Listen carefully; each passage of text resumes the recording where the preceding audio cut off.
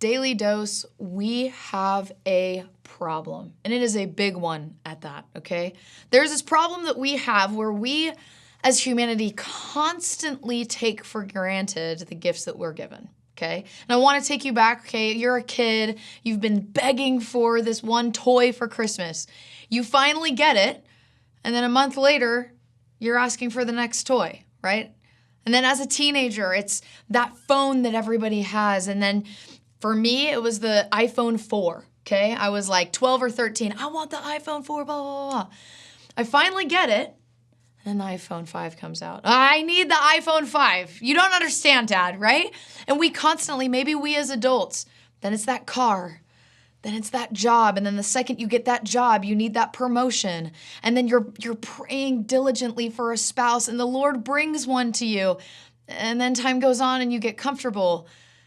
And then you're begging God for that kid. And then you receive that child and it's a blessing.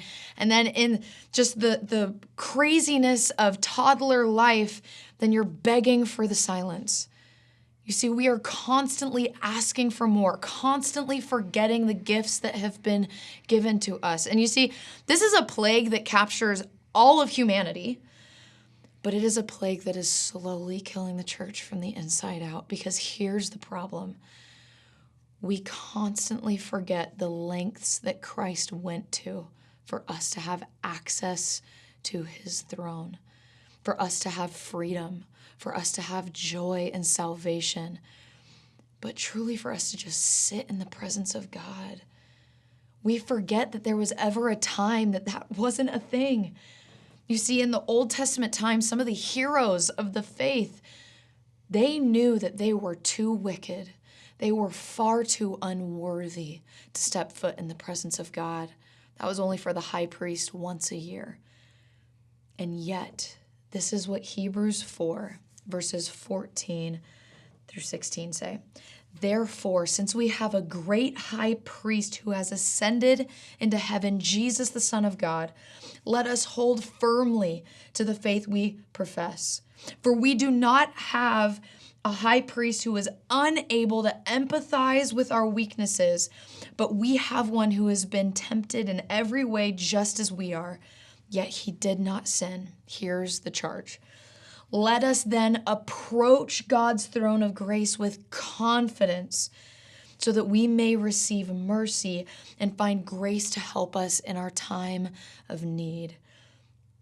You see, when you go all the way back to the garden, we see this plague start in the very beginning. Adam and Eve took for granted the fact that they were in the Garden of Eden. They took for granted the fact that they had every fruit they could possibly need or want. They took for granted the fact that they were with their Creator. And then as they ate the fruit, there was then separation.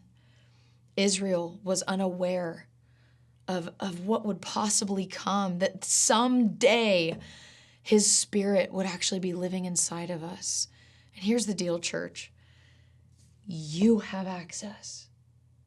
I'm going to say it again. You have access.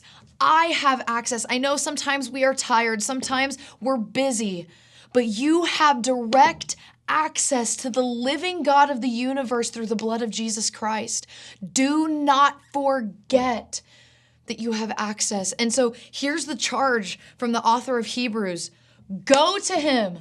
Let us then boldly and confidently approach the throne of grace.